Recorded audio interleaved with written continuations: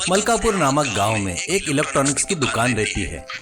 उसमें इलेक्ट्रॉनिक का सामान बेचते थे, यानी TV, fridge, AC, cooler, fan ऐसे सामान बेचते थे।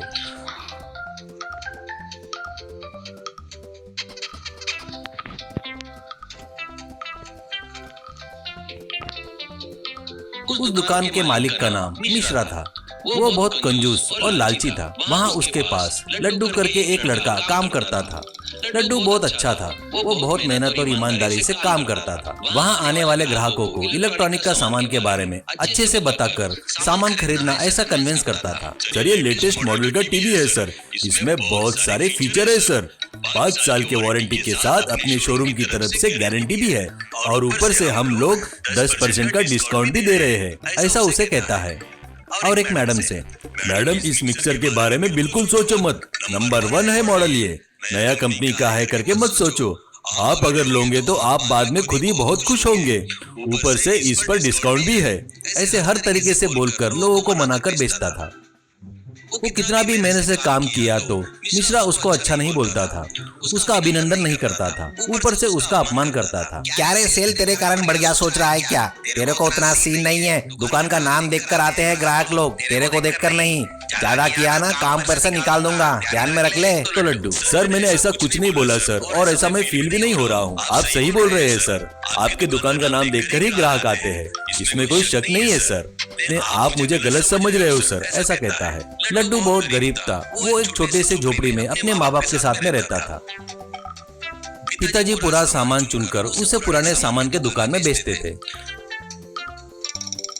जो सामान दुकान वाला नहीं खरीदता वो लाकर घर के सामने डाल देते थे। गर्मियां आए तो लड्डू के घर वाले बहुत तकलीफ झेलते थे।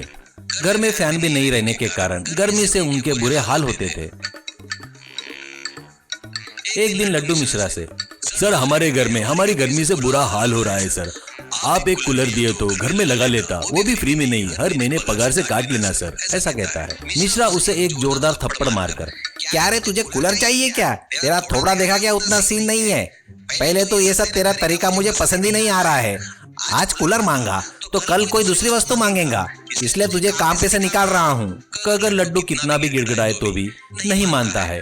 उसे दुकान से धक्के मारकर भगा देता है। इससे बेचारा वो घर आकर बहुत दुखी होता है। पिताजी तभी अपने पुराने सामान की गाड़ी धकेलते हुए घर में आते हैं। उस गाड़ी पर एक पुराना प्लास्टिक ड्रम, पुराना फैन भी था।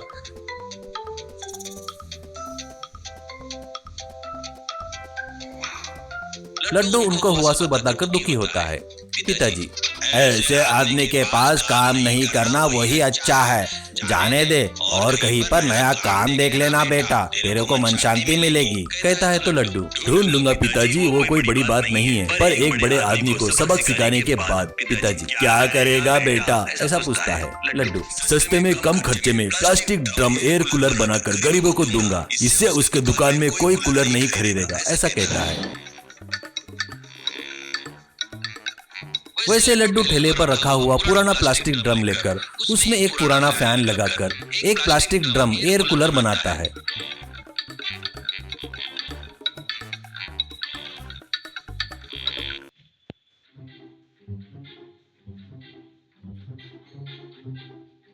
उसमें पानी भरकर स्विच ऑन किए तो ठंडी हवा आने लगी। माँ, अरे वाह, कितनी मस्त ठंडी हवा आ रही है, बढ़िया बनाया बेटा, करके तारीफ करती है। लड्डू, अभी काम पूरा नहीं हुआ माँ,